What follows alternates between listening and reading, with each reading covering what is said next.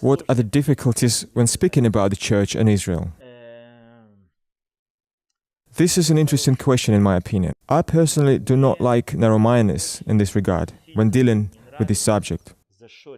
For instance, in the Christian world we hear such statements, this is all irrelevant, we're not taught this way. Well, I say you need to see a bigger picture here. We too, as Messianic Jews, on our part, need to see things from a different perspective. I am not shy to admit this. There are plenty of problems in the Messianic movement around the world. Therefore, I would say that we need to work together in this area. What upsets you the most in church's approach to Israel? Well, it is anti-Semitism, which in many cases is hidden. And some believers bless Israel only because of the promise God gave to Abraham, when he said, I will bless those who bless you. While some believers do it with good motives, others do not understand it, why they need to do it, and only do it because of the selfish gain. Something like asking God to bless them when they bless Jerusalem. In return, they simply expect a material blessing.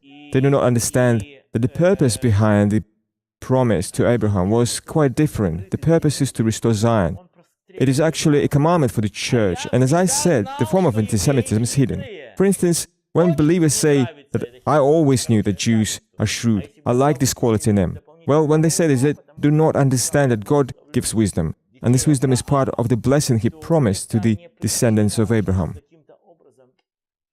Therefore, this should not serve as a reason to make mockery of the Jewish people. It simply hurts and further alienates the people away from God. Sadly, many individuals who do this without even thinking, they just simply do it, not understanding the consequences. You know, the Russian-speaking church is not a problem here, but generally speaking, globally, many churches who believe the scriptures do not love Israel and do not pray for its restoration. On the contrary, they call Israel as an aggressor and some other negative things. I can say the same thing about the Russian-speaking church. I don't see it coming from them. Mostly I see this from the Arabic-speaking church, some English, German-speaking, Italian-speaking churches, which believe in replacement theology, meaning the time of Israel is finished and now it is the age of the church. Well, if God finished with Israel, despite His promises of eternal faithfulness, I can guarantee you that He will not keep His promises to you. Nationality. Does it play its role in Christ or not? No, I don't think so. In Yeshua, everyone is equal, everyone is absolutely equal. I say more, not just nationality, but social origin. There is also no distinction between the genders. In relation to Him, we are a new creation. But when we look at the relationship horizontally, on a national level, there are distinctions, and we should celebrate it. For instance, if you have a Jewish friend who comes to visit you, do not offer him food that he wouldn't eat, for instance, pork. He wouldn't be eating it. Or will do it out of respect and will feel guilty afterwards. Show your respect. You will show your respect to a woman by taking into consideration the fact that she doesn't like certain tough sports, racing, for instance.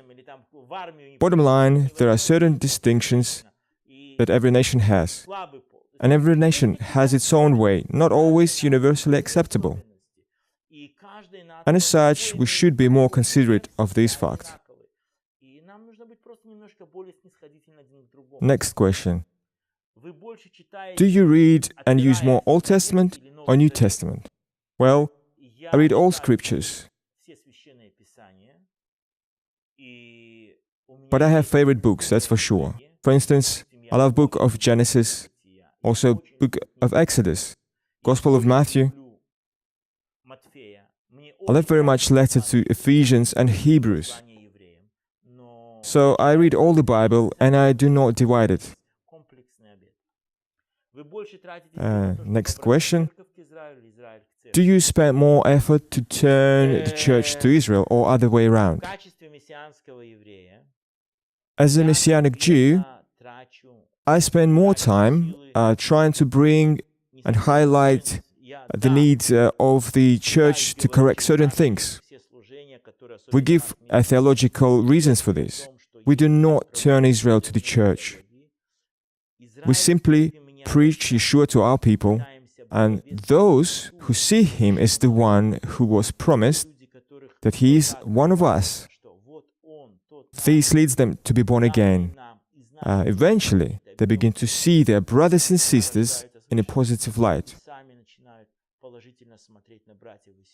And this way, I call it a true movement.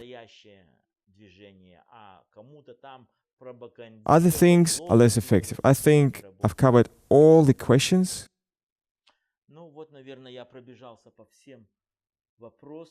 Thank you very much, and may the Lord bless you.